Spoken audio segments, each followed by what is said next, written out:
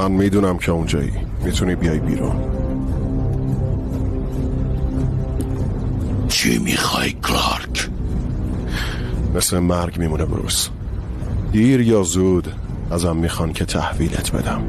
وقتی اون موقع برسه، اون موقع که برسه هرکی بهتره برنده میشه. بروس،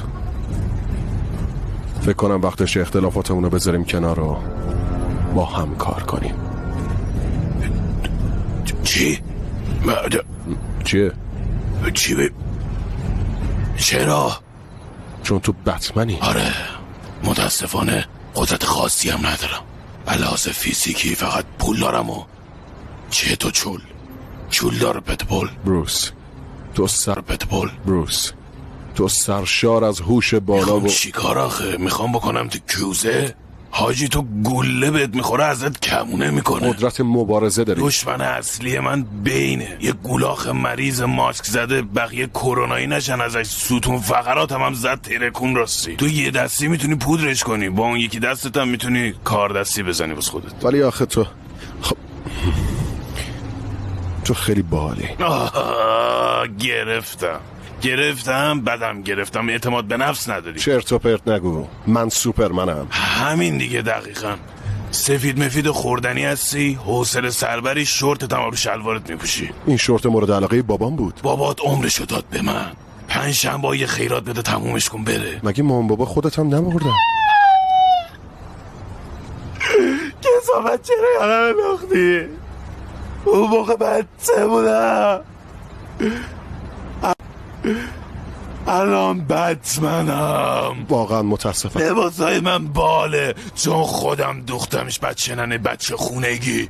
این اس گنده چیه چسبوندی رو سینات، باش میری این ور اون ور آبرو ریزی. این نماد مردمم واسه امیده. امید با او شروع میشه. اسکل. از من غلط املایی نگیر. بتمن، سوپرمن چی کار داریم میکنین؟ همسایا بیدار شدن. کمیسر گوردون، من و بتمن داشتیم راجع به شراکت با هم حرف میزدیم. چرا؟ من همینو دارم میگم. 300 چه مرضی؟ شما به هم نمیاین اصلا. ایول. چون امشب شب جمعه استثنان و خانومم استثنان با من آشتی کرده. استثنان باید بگیم حق با بتمن استثنان. حالم بهتر شد. چرا عوضی بازی در میارین؟ یکی باید بالاخره بهت بگه خیلی تفلونی. نمیچسبه. ترجیح میدم جلوی کمیسر گوردون مسائل خصوصی منو عنوان نکنی. ولش کن، من میدونم مسائل خصوصی چه خبره. چی؟ همین دور زمونه ای که شما عینکت ور می‌داشتی یکی دیگه بودی گذشت عزیزم. خدایی؟ به خدا نگاه کن.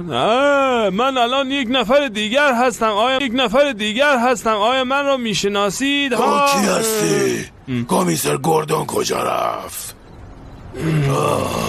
اینجایی برگشتی. ببین اینجا نبودی، یه نفر اومده بود. سوپرمن تو دیدیش که شبیش بود ولی خودش نبود، در سایه ها مخفی شده بود. اصلا میدونی چیه؟ شما دوتا رد دادین.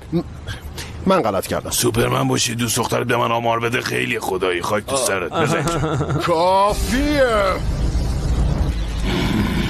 چشات ربیه. آره نه سوزونی ما رو، چشات فقط به در گم کردن لحاف میخوره. بس دیگه، من اومدم اینجا با هم تیم بشیم، نه اینکه برینین بهم. کلارک اگه بگی زیر شنلم چی دارم همه رو میدم تو بخوری. اگه اشتباه بگی بازم باید بخوری. خب خوردیش، هستش توف کن تو صورت گوردون. اگه گفتی تو سیارت و منش چیه یعنی دمت گرم. وای خدا نگهدار.